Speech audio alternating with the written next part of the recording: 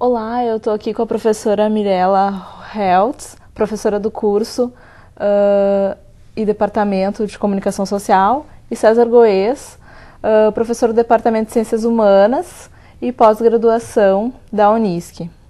A gente vai falar sobre educomunicação e as inter-relações entre comunicação e educação. Primeiramente, a Mirella, então, ela vai explicar o que é educomunicação.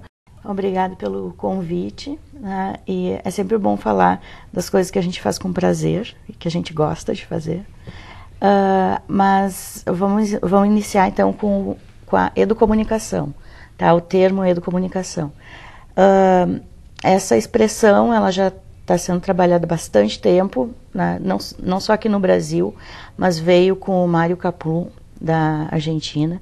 Então, lá por 1970, o Ismar Soares, da USP, resolveu reunir algumas ações que existiam, né, em partes isoladas assim, do país, e cunharam esse termo educomunicação, né, que seria realmente a convergência da educação e da comunicação.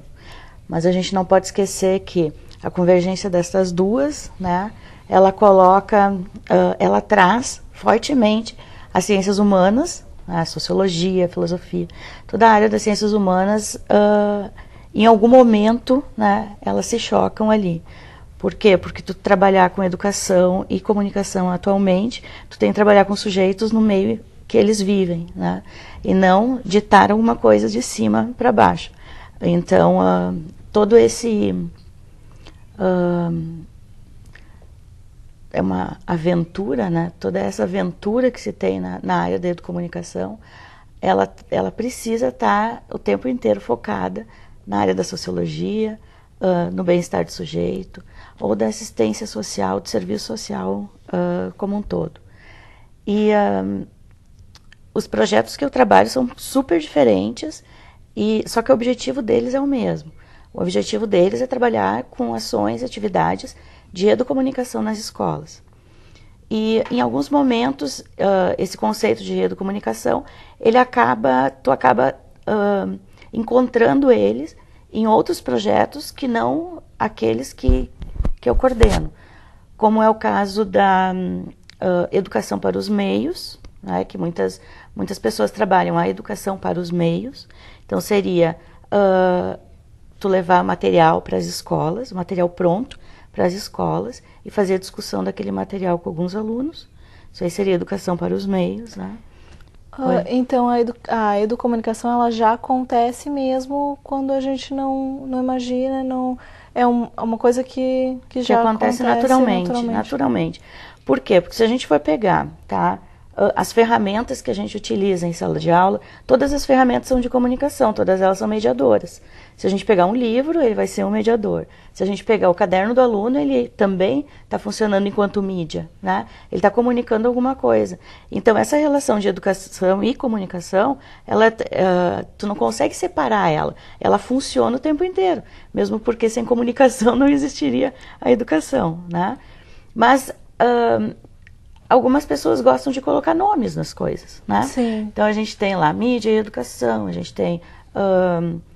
é isso que eu falei há pouco, né? Educação para os meios, a gente tem várias denominações. O que eles fizeram na USP? Eles reuniram tudo num conceito que seria de educomunicação.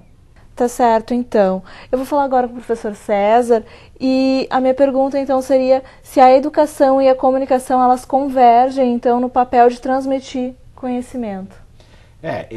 Não há dúvida dessa convergência, até porque quando a professora Mirella estava falando, logo me veio à mente um dos livros que eu acho mais instigantes e mais cativantes na obra do Paulo Freire, que é justamente o trabalho sobre a ideia da extensão e da comunicação, aonde, digamos, a partir desses dois conceitos, ele vai retomar um princípio que lhe é tão caro, que basicamente organiza a sua última obra quando vivo, que se chama Pedagogia da Autonomia.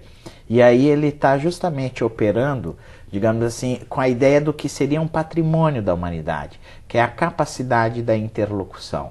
Ou seja, não há possibilidade de construir essa condição humana sem a compreensão.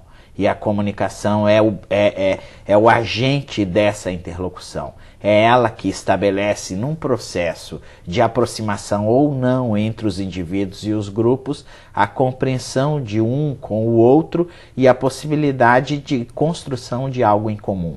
É um patrimônio, né? E aí, nesse sentido, a sociedade, digamos, ela caminha para e passo com esse patrimônio na medida em que ela avançando e se organizando, inclusive em termos tecnológicos, ela pode proporcionar meios que multiplicam a força e multiplicam as possibilidades desse fenômeno. É aí que entra, por exemplo, para mim, a tecnologia e todo o esforço, digamos, nessa interlocução de fazer com que a tecnologia não seja uma mercadoria, mas seja um bem da humanidade e que possa, digamos, potencializar esse patrimônio que é esse processo de interlocução. Ou seja, e na medida em que a gente circunscreve isso ao campo da formação dos indivíduos, que por excelência é o campo da educação, nós temos uma infinita possibilidade de ampliar o que é essa condição de patrimônio e ampliar tremendamente o sentido de humanidade na trajetória desses indivíduos. Professores, alunos, instituições estariam, digamos, todos eles envolvidíssimos em aproveitar ao máximo o que essa contribuição da humanidade traz para ela mesma.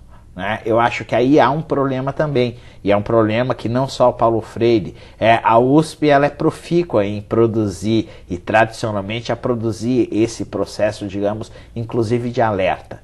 Quer dizer, tudo isso desmorona, tudo isso, digamos, termina quando essas categorias estão subordinadas por interesses particulares, por lógicas que não implicam nessa democratização e nessa formação universal da ideia do ser humano. Ou seja, o meio ele pode ser muito violento quando ele é usado sob uma lógica particular, sob uma perspectiva de poder.